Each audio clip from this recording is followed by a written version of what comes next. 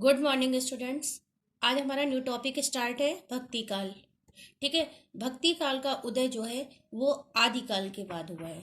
आदिकाल में जिन राजाओं के बीच युद्ध होते थे और उनकी गाथा का वर्णन कवि लेखक लोग करते थे, और उसी के बाद भक्ति काल का जो उदय है वो 14वीं शताब्दी मतलब 14 शताब्दी सेंचुरी के बाद हुआ है। और भक्ति काल जो है वो दो भागों में बटा है। ठीक है। निर्गुण भक्ति काल और सगुण भक्ति काल। निर्गुण काव्य धारा या सगुण काव्य धारा। फिर निर्गुण भक्ति काल की दो शाखाएं हैं, ज्ञानाश्रय शाखा और प्रेमाश्रय शाखा। ज्ञानाश्रय शाखा होती है कि इसके जो लेखक और कवि थे उन्होंने ईश्वर को निराकार ब्रह्म के रूप में माना, कि कहा कि ईश्वर का ना तो कोई आकार है, ना आकृति है, ना कोई उसकी अस्तित्व, सिर्फ ईश्वर जो है निराकार है, मतलब जिसका कोई आकार ना हो। इसके प्रमुख कवि है कबीरदास। ठीक है। कबीरदास की रचना है बीजक। दूसरा है निर्गुण में प्रेमाश्रयी शाखा। प्रेमाश्रयी शाखा के कवि जो है इनके लिए प्रेम की परिभाषा सर्वोपरि थी। कहते हैं कि जब ईश्वर की भक्ति उसी तरह करनी चाहिए जैसे हम प्रेम की साधना करते हैं, प्रेम पूर्वक ईश्वर की स्तुति बताई गई है। ठीक है। प्रेमाश्रयी शाखा में मुसलमान कवियों को ही जाना जाता है, या सूफी संत जो है उनको जाना जाता है। उसी में एक प्रमुख कवि है मलिक मोहम्मद जायसी। इनकी रचना है पद्मावत। इसमें जो है जायसी कवि है, और मधुमालती रचना जो है वो मंझन की है। कुतुबन लेखक एक हैं। ठीक है। इनकी मृगावती है।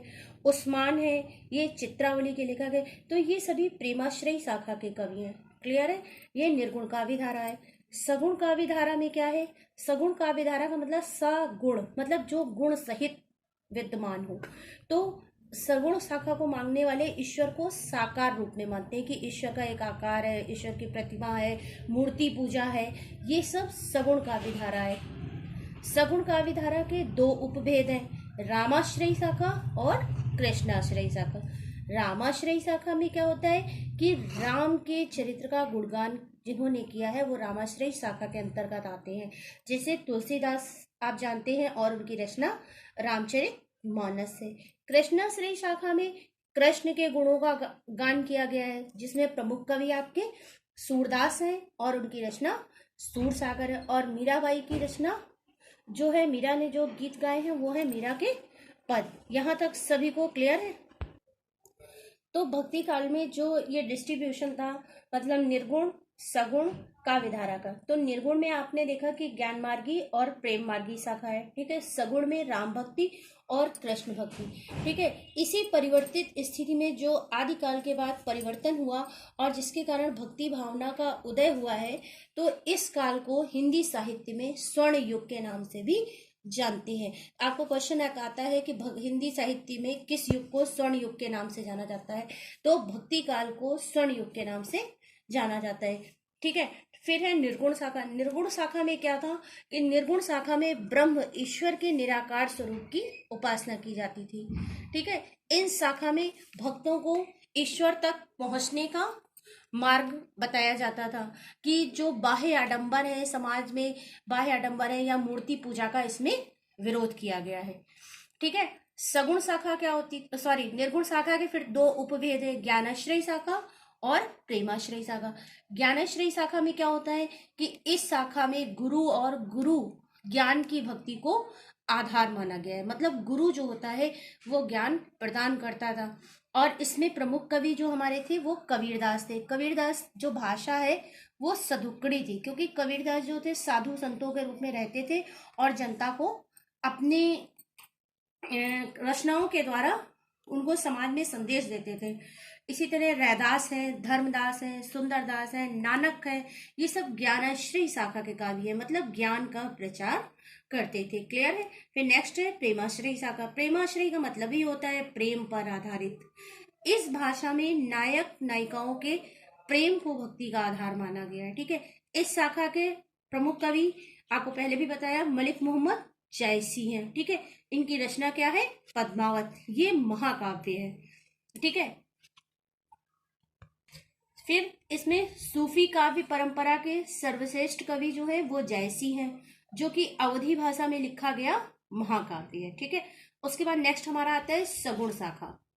सगुण उपासना के अंतर्गत ईश्वर के साकार रूप का वर्णन किया गया है।